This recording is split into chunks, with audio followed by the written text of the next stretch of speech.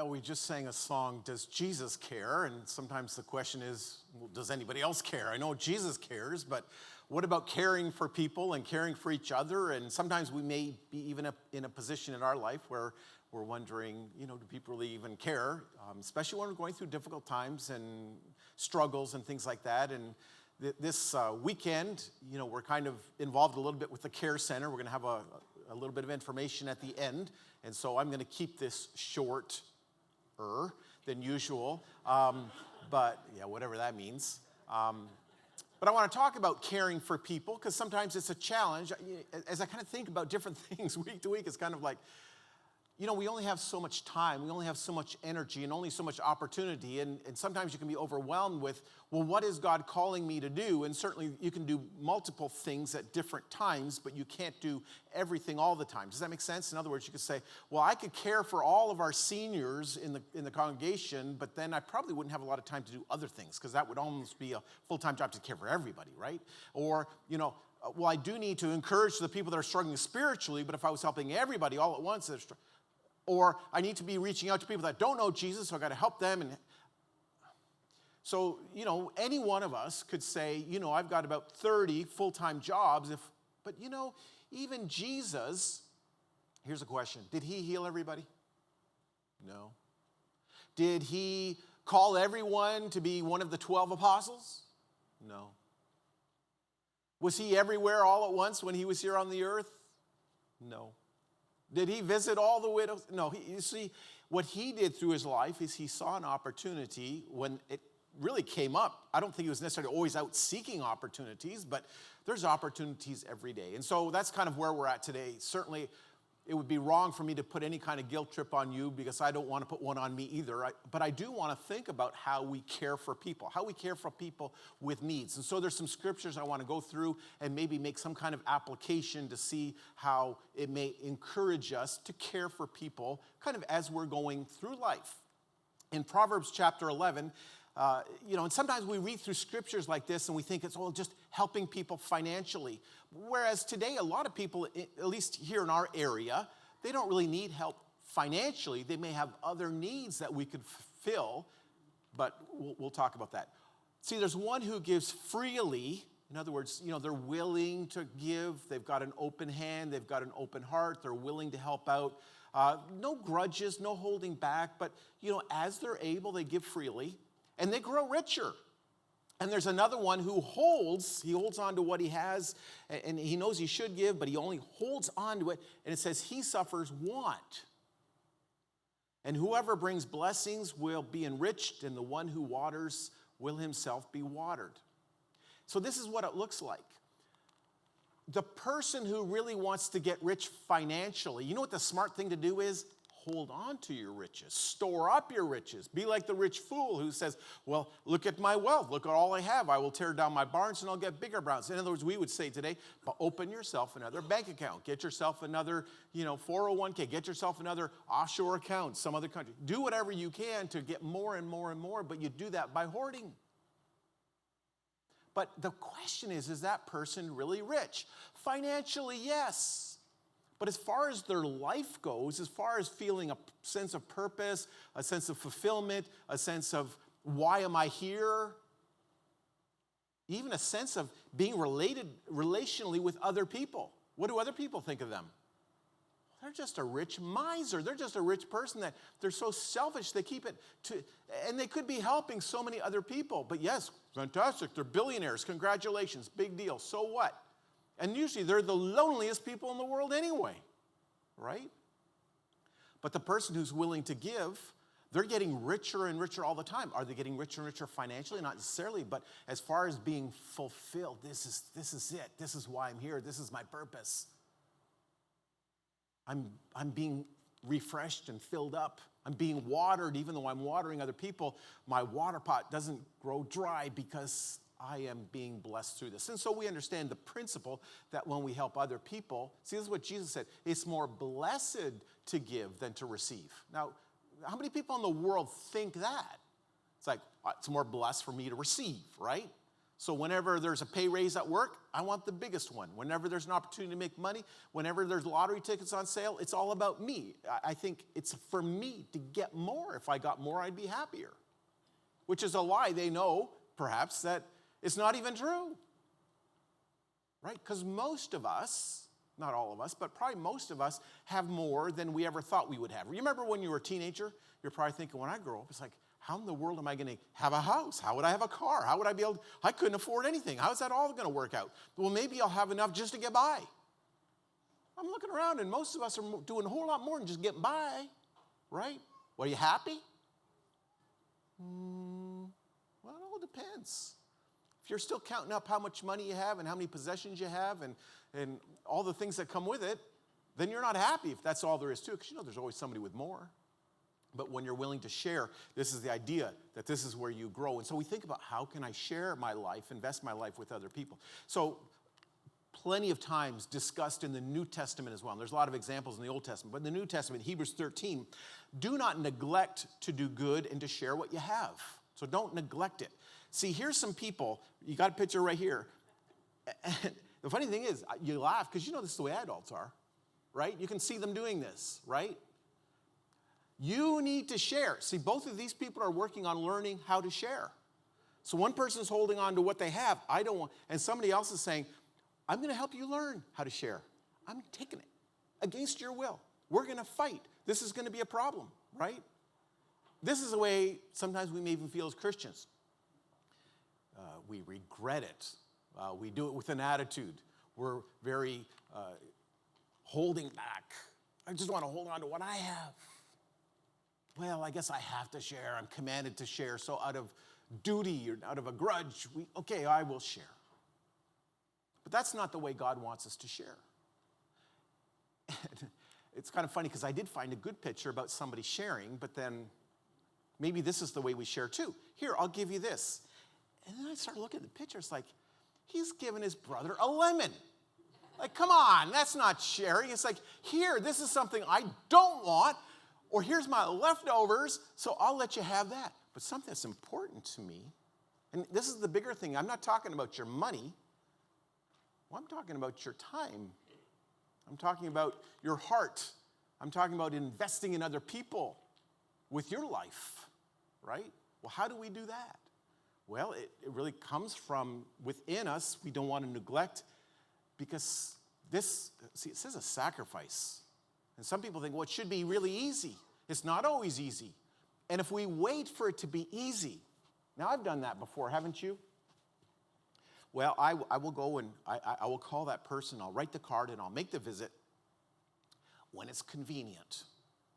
When it's convenient. Well, has it ever really been that convenient? Well, you can always find something else to do. You can always find an excuse. Well, it's just, like, did you know it was raining yesterday? Can't call anybody on the phone when it's raining, right? Well, you know, you can make whatever excuse you'd like about why you don't want to do what you want. So sometimes it would be a sacrifice, but it's a sacrifice that it pleases God. And so we say, well, this is my motivation. I want to do it because it's the right thing, but I also want to do it because I want to please God. As a matter of fact, I also, deep down, I think we all want to do it because we know it really blesses somebody else. And so I'm sure we've all, you know, maybe sometimes felt, I don't really feel up to it, but then you do it. You call somebody or you go visit somebody. And you know, when you're finished, you feel good. Like, you're not patting yourself on the back saying, I'm a wonderful person. You just feel like they were so happy that I reached out to them. They were so appreciative. You know, they enjoyed it. Like, let's flip the script though a little bit. I mean, if somebody does that be appreciative. Don't complain about everything, or else you may not get too many calls back, you know. But anyway, I'm just saying that we do it because it's the right thing to do. But we also realize that there's a blessing that comes back on us because we are sharing. And so, you know, even thinking about, so this is kind of where I'm transitioning into the people who really do need encouragement, right? And now that could be all of us at some point in our life. But, you know, some of our seniors, they need encouragement on a regular basis because they don't have a lot of people encouraging them. So, you know, I think about people that, you know, are at home, and maybe they don't even have family members or close friends nearby. You know, so they've got some people, but they're alone most of the day, right? So they could use some encouragement. So they may be all set financially. So you think, well, what needs could they possibly have? Well, they're lonely. You know, they're used to interacting with people. They're used to coming to church and can't do that anymore. You know, and a few people come to my mind, and maybe a few people come to your mind as well, to think, well, what do they need? How can we help them? And so this is kind of what we try to do. So one example would be, and I don't want to take away from all the thunder from the Care Center, but one example is like the Care Center. So here's an idea just to throw out there, not to put any pressure on anybody, but once a month we go to the Care Center and lead the worship on a Sunday afternoon, 2 o'clock. As a matter of fact, we're going today. Who knew? Okay, so Jerry is kind of organizing, Jerry DeVries organizing that for us. So we're going this week. Actually, we're going again in a couple weeks. But anyway, the point would be is, you know, I'm not saying everybody's got to go, too many people. But, you know, once in a while you may think, well, why don't I go on a Sunday afternoon? Like even just to hang out, say hi, fellowship with the people that are there worshiping, just to kind of try to lift their spirits, make their day. So here's my other big push, not looking at anybody. But, you know, what do older people like? I mean, there's two things. I go to the Care Center and I talk to the people there. You know what they like? Kids and puppy dogs. So take one or the other.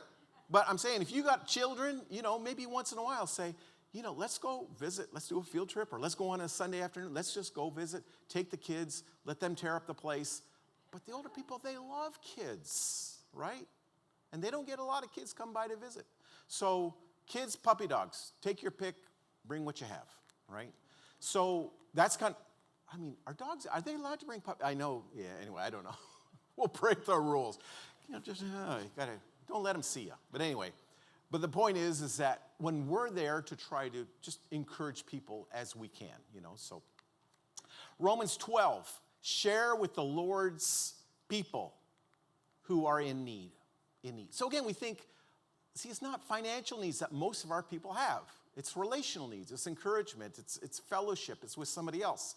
Practice hospitality. Hospitality is technically in Bible days, that was bringing somebody into your home. Sometimes it bring a stranger in your home, somebody with a need in your home. It's feeding someone some food, giving them a place to stay overnight, just whatever.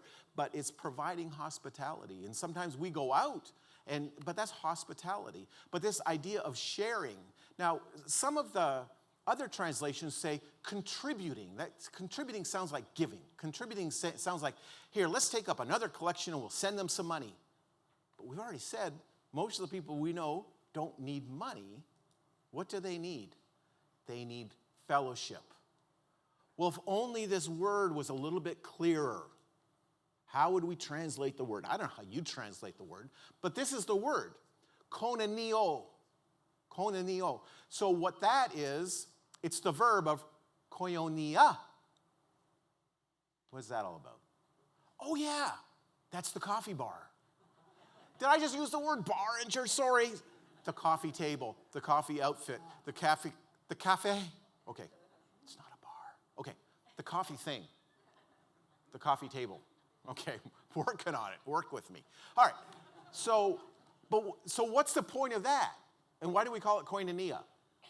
Mostly just to confuse people. But the idea is koinonia is fellowship, relationship, community. Sometimes we even use the word communion. The communion is not just this. Communion is when two people are together, or maybe more, and they're creating communion. They're together, unity, oneness, community. So that's kind of why we have the cafe in the lobby, so that people can come early and enjoy community, being together, right? Building relationships, getting to know each other, encourage one another, have some open talks about how things are in life, just whatever, sharing the word, being together. But this is the idea of sharing with the Lord's people, the close relationship with people. It's not about giving money. Giving money may help if that's what they need, of course. But maybe they have other needs that we can share in the koinonia by sharing in the koinonio. So now you've got your Greek lesson, so that's kind of what that is all about. But it's very specific about what we do to help and encourage and to build people up. So you remember Job. So Job Like the book that is written about him is like in the middle of the Bible, but the book of Job, when we talk about where it should show up in the Bible, is maybe somewhere between the days of Noah and the days after Noah. In other words, he's well before Moses and the law. He didn't have the 10 Commandments and all that law and all. He was kind of in the days of Abraham, maybe, right? Very early. But he seemed to have a good grasp of what he should be doing.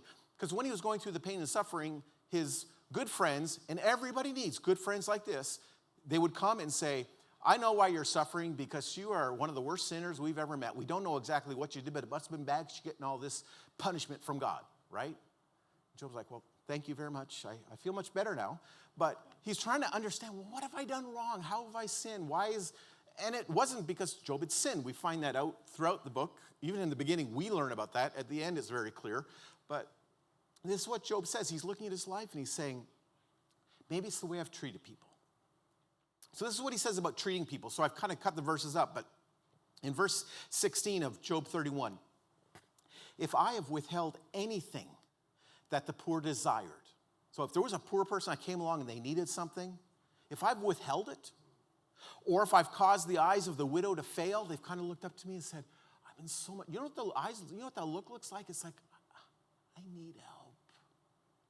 But if no, can't look, I'm not looking. And so they walk away with their head down.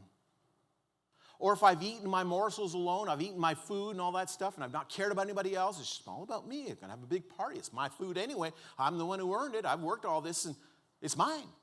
But no, if I've eaten it alone, never shared it, and the fatherless have not eaten of it.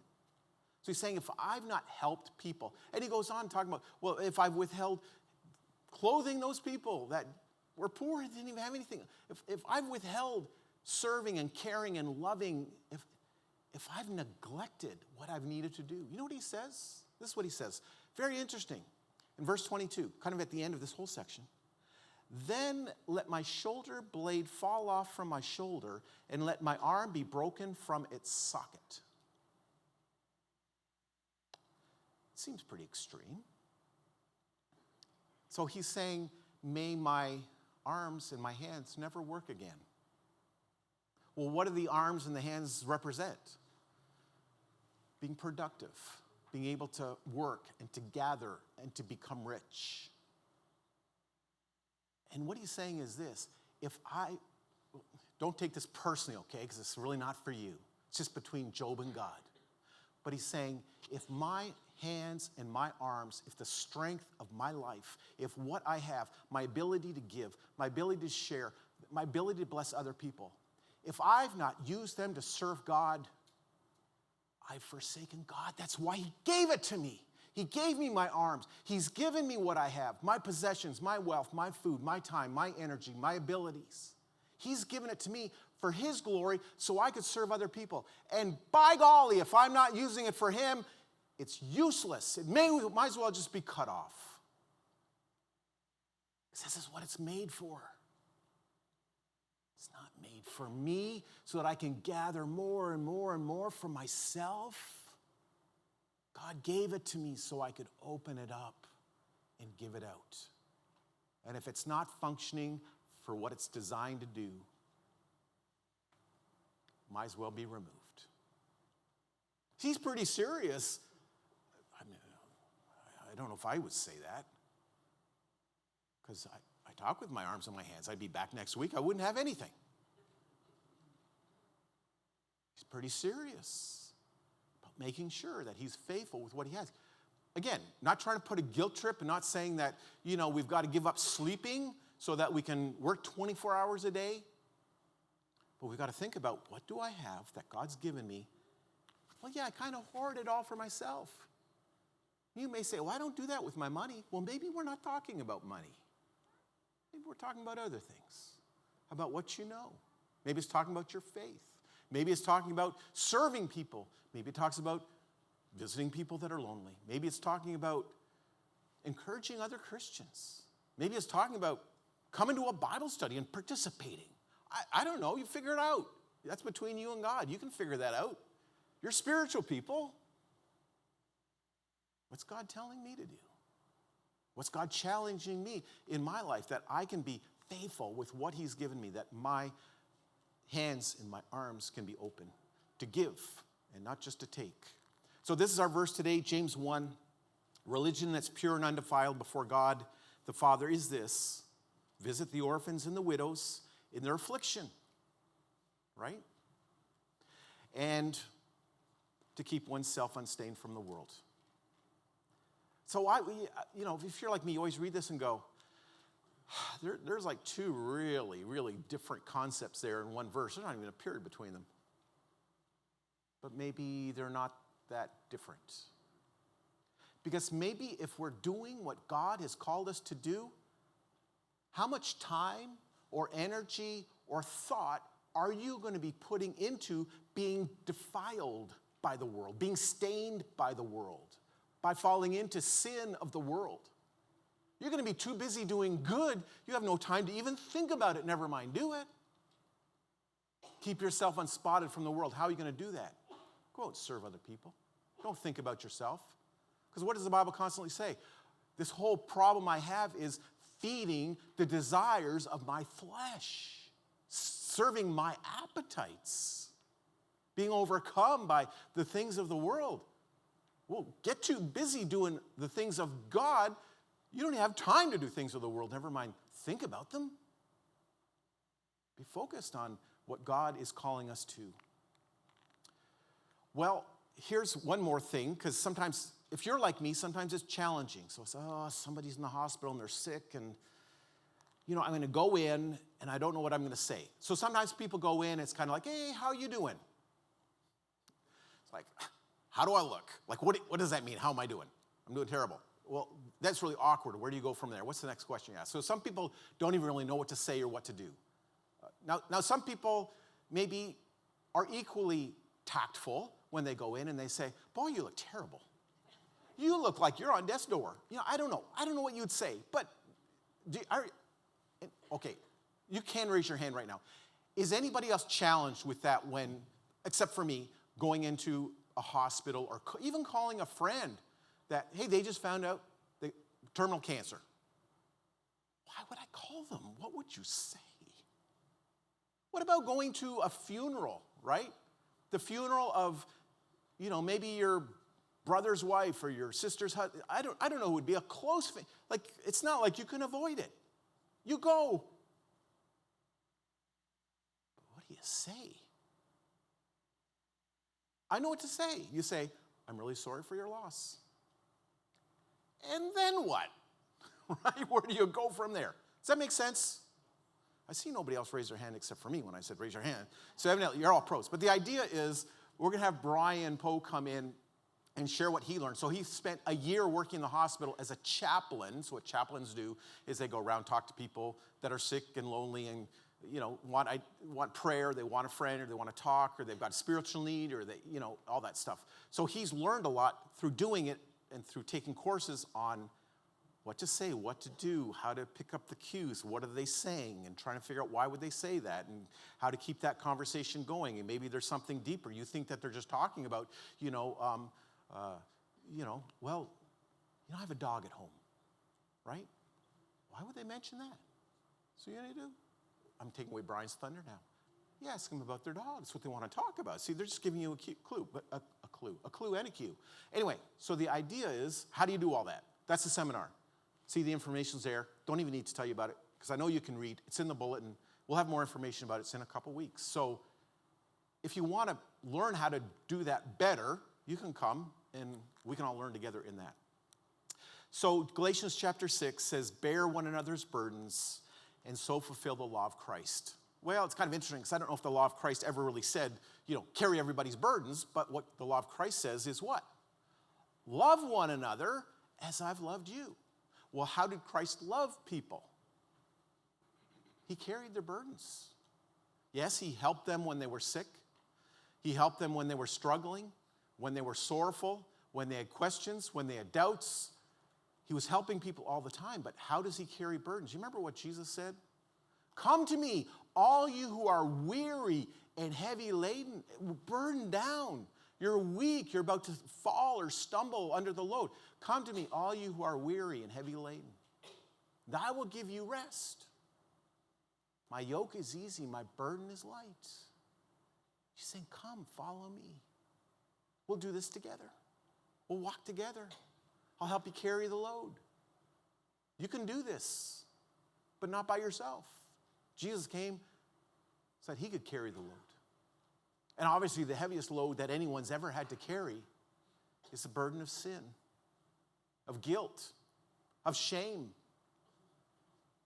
And you know, sometimes even when people get in their senior years, it's hard because sometimes they're not so active and so busy, and they have a lot of time by themselves.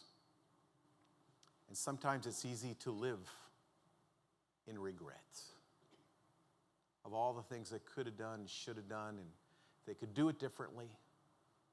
So boy, do they ever need a friend. They need someone to come alongside them and just encourage them and say, yeah, you're right. You didn't do it all perfectly. But by the grace of God, we move forward. Right? We just continue to learn and grow, do what we can now. But we realize that we can let the past go. But that's all of us. Burdened down by the guilt and the weight of sin and shame, that's all been taken care of. Because Jesus took it to the cross that we could be free. And if you want to be free, Jesus says today, you come to me. We're going to sing this song of encouragement. Actually, they're going to do that. Softly and tenderly, Jesus is calling. If we can encourage you today, if you want to become a Christian, if today's your day to say, I'm going to commit my life to following him, being faithful to him because he's faithful to me. If today you want to be baptized, let us know how we can encourage. Let's stand, we'll sing this song, and Joe's going to lead us softly and tenderly.